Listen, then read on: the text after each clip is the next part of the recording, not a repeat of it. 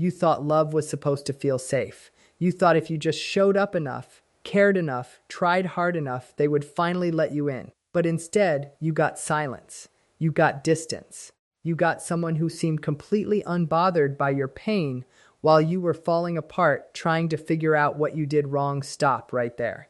Because what I am about to tell you changes everything about how you have been handling this. Most people think the way to keep an avoidant close is to be more patient, more understanding, more available. They are completely wrong. And that mistake is costing you your peace, your self-worth, and your relationship all at the same time. If you have ever loved someone who pulls away the moment things get real, comment the word mirror right now. Just that one word, mirror. Because by the end of this, you are going to understand exactly what that word means and why it is the only thing that actually works with an avoidant. Here is something nobody is telling you. The avoidant person in your life is not cold. They are not emotionally dead. They are not incapable of love. They are terrified, deeply fundamentally, almost unconsciously terrified of what love actually requires. And that fear has built itself a very sophisticated defense system, a system that has one job: to push you away before you can leave first, to make you feel confused, rejected, and desperate enough to either chase them or disappear. And either way, their nervous system gets exactly the confirmation it has been looking for. Either you chase and they feel smothered and justified in pulling back, or you leave and they feel justified in never having opened up. You have been playing into this dynamic without even knowing it, and it has been exhausting you. But here is the thing that changes everything. You cannot break through an avoidant wall by knocking harder. You break through it by making the wall unnecessary. And that requires understanding something about the ego structure of an avoidant that most people completely overlook. Avoidants have built their entire identity around not needing anyone, not needing love, not needing closeness, not needing you. This is not just a behavior pattern. It is a core belief system, a deeply embedded story they tell themselves every single day. The story goes something like this: I am fine alone. I do not need closeness. Depending on someone is weakness. Needing someone means they have power over me. And giving someone power over me means eventually I will be abandoned or suffocated or both. This story is their ego's greatest achievement. It is also their prison. And here is the wild part. Every time you pursue them, every time you beg for their attention, every time you make yourself smaller or louder or more desperate, you are feeding that story. You are confirming it. You are handing them evidence that they are right. That closeness leads to chaos. That love means losing yourself. That connection is dangerous. So the first thing you need to understand is this: if you want to actually get through to an avoidant, you need to stop feeding the story. You need to stop being the evidence for their ego's case. And you need to start becoming something their nervous system has never encountered before. Safety without desperation. Presence without pressure. Warmth without walls. And this sounds simple, but it is the hardest thing you will ever do, because everything inside you will be screaming to chase them. Every anxious bone in your body will be telling you to reach out, to fix it, to make them see how much you care. And that instinct, that very natural, very human instinct, is the exact thing that keeps an avoidant locked inside their walls. Let me break down how this actually works in real life, because this is where people get lost. They hear give them space, and they think that means become invisible. They hear do not chase, and they think it means be cold. That is not what this is. That is just avoidant behavior mirrored back. And two avoidants in a relationship is just two people silently competing over who needs the other person less. That is not connection. That is a standoff. What you actually need to do is something much more nuanced and much more powerful. You need to regulate yourself first, before anything else. Before any strategy, before any conversation, before any text you draft and delete 3 times. You need to get your own nervous system out of panic mode, because when you are anxious and reactive, you radiate it. They feel it, and it triggers their own system into shutdown mode. The anxious and avoidant nervous systems are like tuning forks. They set each other off.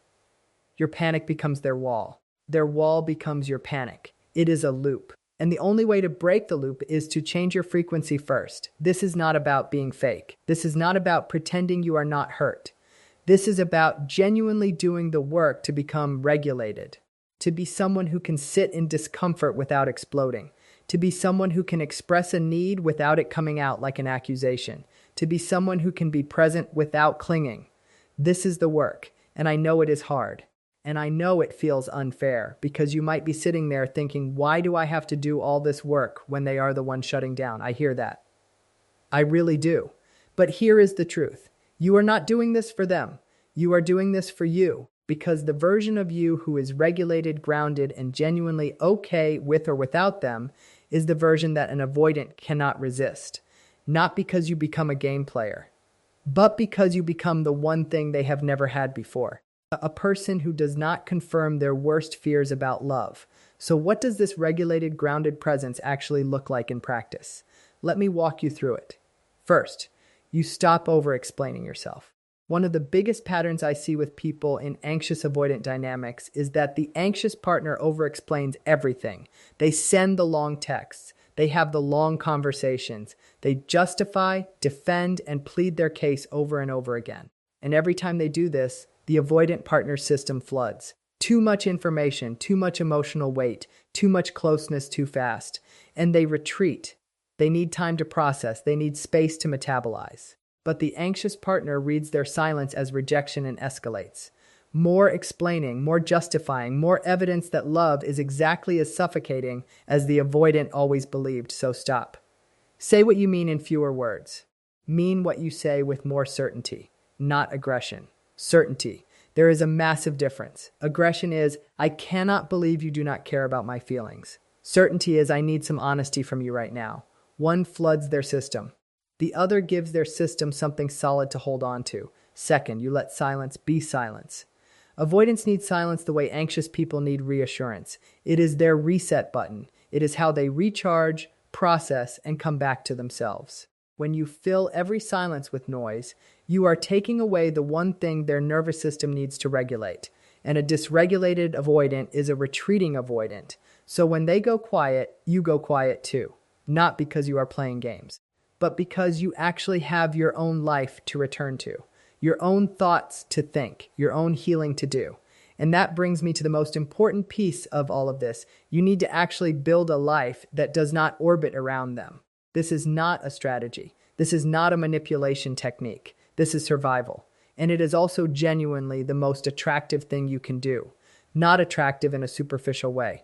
Attractive in the deepest possible sense. When an avoidant sees that you are genuinely fulfilled, genuinely engaged with your own life, genuinely not hanging on their every word or silence, something shifts in them. The threat level drops. The danger signal quiets. Because suddenly you are not someone who needs them to be okay. You are someone who wants them but does not need them to function. And for an avoidant, that distinction is everything. Need feels like a trap. Want feels like a choice. And avoidance can only open up when they feel like connection is a choice. Not a demand, not an expectation. A choice. Think about it this way. Have you ever noticed that avoidants seem to suddenly become more interested when you pull back? That the moment you stop reaching out, they show up. The moment you seem okay without them, they start chasing a little. People usually call this a game. It is not a game. It is attachment theory playing out in real time. When you pull back, their anxious attachment gets activated. Yes, avoidants have anxious attachment underneath all that armor. The wall is not the foundation. The wall is protection for the terror underneath. And when you pull back, that terror whispers, wait, are they leaving? And their system comes alive. Suddenly they reach out. Suddenly they text. Suddenly they want to see you. But here is where most people make the fatal mistake. The moment the avoidant comes back, they flood them with everything they have been holding back. All the emotion, all the need, all the conversation they have been waiting to have. And the avoidant system floods again. Wall goes back up. You are back to square one. The key is to let them come back slowly. To receive their return with warmth but not desperation. To be genuinely glad to see them without making them feel like they owe you everything for coming back. This is the hardest thing I will ever ask you to do. I am asking you to regulate your own excitement. I am asking you to not unload. I am asking you to just be present, warm, and not make a big deal of the return. Because if you make a big deal of it, you confirm that their absence was as catastrophic as they feared closeness would make them. But if you receive them warmly and simply and confidently, You show them something new. You show them that coming back is safe. Now let me talk about the ego piece, because this is the part that most people miss entirely. And this is the part that changes the game completely. The avoidant ego is built on a very specific foundation. I do not need you. I am better alone. I am self-sufficient. I am strong. And this ego gets stroked every time someone pursues them, because pursuit confirms the story. Someone wanting them so badly confirms that they are desirable, valuable, and most importantly, in control. They have the power. You need them. They can take it or leave it. And their ego gets very comfortable in that position. But what happens when you are no longer pursuing? What happens when you are genuinely, not performatively, but genuinely engaged in your own life? What happens when you are growing, healing, thriving, and not waiting for them? The ego gets destabilized, not because you hurt them, but because you stopped confirming the story. The story says everyone leaves or everyone suffocates me, but you are doing neither. You are just living, and that confuses the ego. That disrupts the pattern. And in that disruption, there is an opening. Because here is what avoidants are actually looking for, even though they cannot admit it and sometimes do not consciously know it. They are looking for proof that closeness is safe. They are looking for someone who will not abandon them when they pull back, who will not smother them when they come forward, who will not make love feel like a losing game. And when you stop chasing, stop flooding, start regulating, and start genuinely thriving, you start becoming that proof. You start becoming the evidence against their own story. And the ego, as strong as it pretends to be, cannot argue with evidence forever. This is what I mean when I say you can collapse an avoidant ego without crushing a person. You are not trying to win. You are not trying to be cold. You are not trying to make them feel bad or insecure or desperate. You are doing something much more profound. You are becoming someone safe. And safety is the one thing an avoidant has never fully experienced in a relationship. And if you become that, if you genuinely embody that, they will feel it. They will be drawn to it like they have never been drawn to anything before. Because the part of them underneath all that armor, the scared child who learned that love was dangerous, that child is still in there. And that child is desperately looking for someone who will not confirm their worst fears. But I need to be very clear here. This does not mean you become their therapist. This does not mean you sacrifice your own needs on the altar of their healing. This does not mean you tolerate being treated badly while waiting for them to become emotionally available. No, absolutely not. Because here is the other side of the coin. An avoidant who senses that you will accept any treatment, who learns that you have no limits, who comes to believe that no matter what they do, you will be there waiting, will not respect you. They will not cherish you. They will take you for granted. And they will continue to pull back indefinitely because there is no real cost to doing so. Boundaries are not walls. Boundaries are not punishment. Boundaries are the language of self-respect. And when an avoidant sees that you have real, consistent, compassionate limits, it does something very specific in their system. It triggers both their fear and their respect simultaneously. The fear says, this person might actually leave, which is terrifying. The respect says, this person knows their worth, which is attractive. And that combination, fear of real loss mixed with genuine respect, is what actually motivates an avoidant to stretch, to grow, to try, not out of guilt or obligation, but out of genuine desire to not lose something that feels actually good and actually safe. So what does a boundary actually look like with an avoidant? It is not an ultimatum delivered in anger. It is not a threat made out of desperation.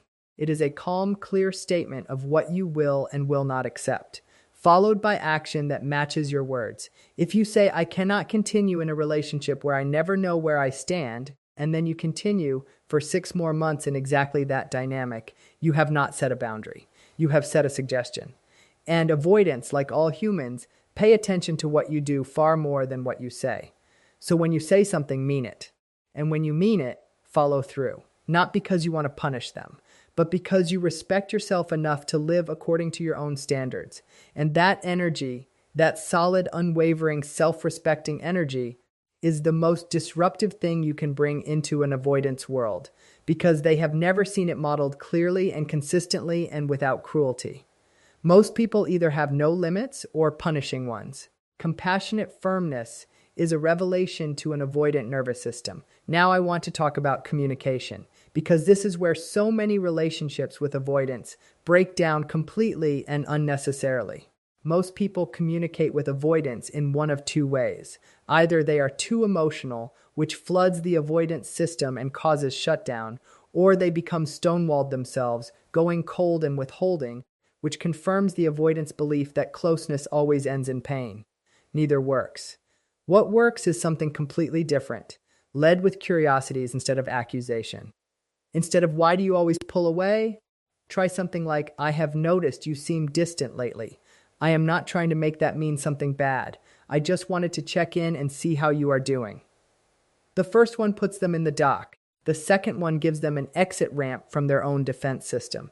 You are making it safe to answer. You are not demanding. You are inviting. And then this is crucial. You wait. You let there be silence after the invitation. You do not fill it. You do not prompt. You do not give them the answer. You let them find their own way to respond. And sometimes they will not respond the way you hoped. Sometimes they will deflect or minimize or go quiet again. And when that happens, you do not escalate. You say something like, "Okay, I am here when you are ready," and you genuinely mean it, and then you actually go back to your own life. Not as a performance, but as a real person who has other things to engage with. This pattern, open invitation, space, no escalation, genuine return to self, will feel so foreign to an avoidant that it will eventually break through the noise of their defense system, because it asks nothing of them that they cannot give. And that makes giving feel safe. I also want to address something very specific that happens in avoidant relationships and causes enormous pain. The push and pull cycle, the hot and cold, the "I love you" and then disappearance.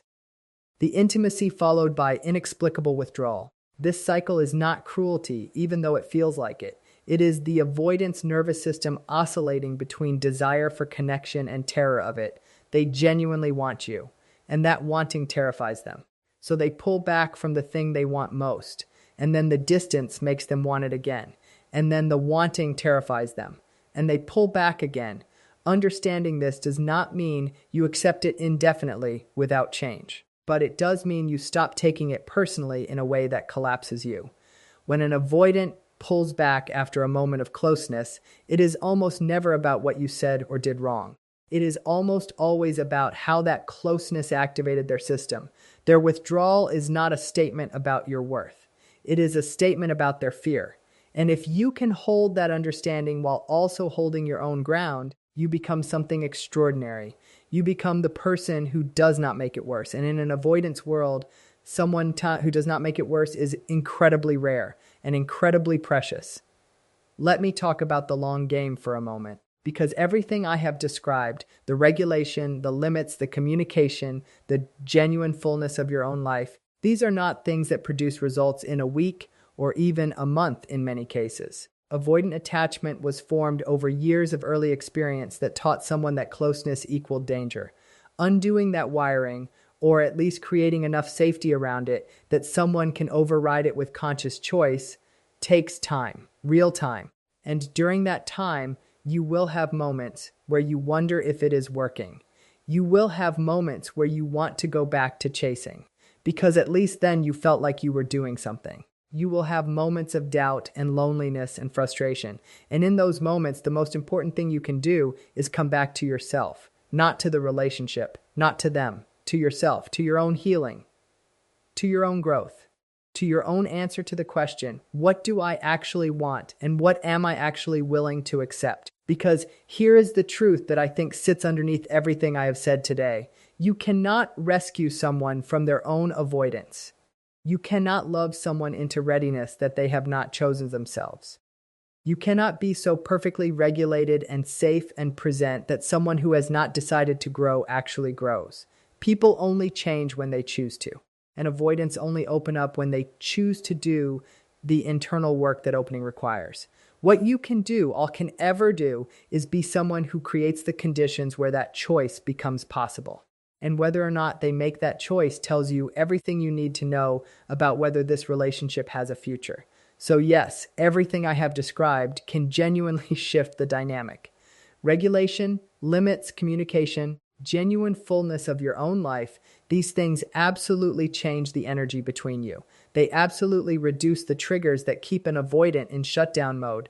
They absolutely create more space for connection to grow, but they are not a guarantee. And you need to go in knowing that. Because if you implement all of this as a strategy designed to make them stay, you have already missed the point.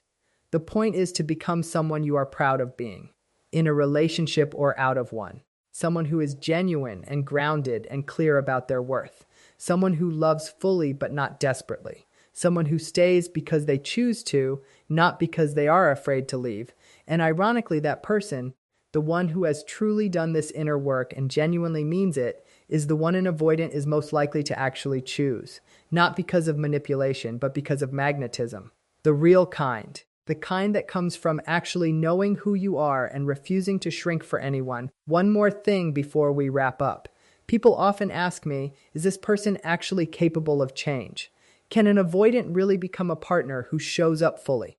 And the honest answer is that some avoidants with the right inner work, with sometimes therapy, with a genuine reckoning with their own patterns, do absolutely grow into deeply loving present partners. I have seen it happen. It is real. The attachment system is not fixed. It is flexible, and with enough safety and enough personal choice and enough time, people do shift. But other avoidants, particularly those who have no desire to look inward, who dismiss their patterns as just who they are, who refuse to see the impact their behavior has on the people they claim to love, those avoidants may not change in any meaningful time frame. And staying with someone in the hope that your love will be the catalyst that finally makes them see what they are doing is one of the most painful experiences a human being can have. So you need to ask yourself an honest question. Not what could this person become, but who are they right now? And is who they are right now, without any projected future version, enough for you to be genuinely happy in this relationship? If the answer is yes, then everything I have shared today is your roadmap. Regulate, show up, set limits, communicate with curiosity, build your life, and give it real time. If the answer is no, if who they are right now is already causing you more pain than peace, then the most loving thing you can do for both of you is to be honest about that. Because staying when you know you should leave does not help them grow. It just deepens both of your patterns. It keeps you in anxious pursuit. It keeps them in avoidant distance. And neither of you gets the love you actually deserve. You deserve someone who chooses you, not someone you had to trick or manipulate or shrink yourself to keep. Not someone you had to chase until you forgot what it felt like to be chased. Someone who sees you and wants you and chooses to show up. Every avoidant is capable of that, but only if they decide to be. And your job is not to make that decision for them. Your job is to know your own worth clearly enough that you will not wait indefinitely for someone who has not made it. That is the real crush. Not crushing them, not diminishing them, not punishing them. Crushing the dynamic that keeps you both stuck. Crushing the pattern of chase and retreat by refusing to play your assigned role in it. Stepping out of the drama and into your actual life. That is where the power is. That is where the real shift happens. And that is where you find out once and for all whether this person is actually choosing you or just tolerating your presence until they find a comfortable enough exit. You already know everything you need to know. You have probably known it for a while. The question is just whether you are ready to act on it. And I think the fact that you are here, that you are listening, that you are trying to understand rather than just react, tells me that you are closer to ready than you think.